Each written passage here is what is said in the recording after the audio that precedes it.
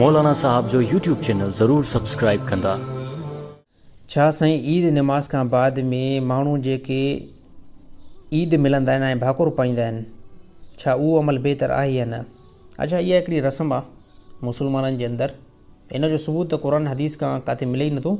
हा, ख़ुशी जे तहत मुस्लमान पाण में जेकॾहिं भाकुर पाईंदा त यार रमज़ान मुबारक तव्हांखे रोज़ा मुबारक हुजनि, तरावी नमाज़ तव्हांखे मुबारक हुजे, ऐं अहिड़ी तरह क़ुरान जी तिलावत जेकी कईसीं उहा तव्हांखे मुबारक हुजे। उन तहत जेकॾहिं मुस्लमान पाण में भाकुर पाईंदा ऐं अॼोको जेको ॾींहुं आहे उहो ख़ुशी वारो ॾींहुं आहे, ऐं ख़ुशी जे तहत ते जेकॾहिं मुस्लमान पाण में भाकुर पाईंदा बहितर अमल आहे।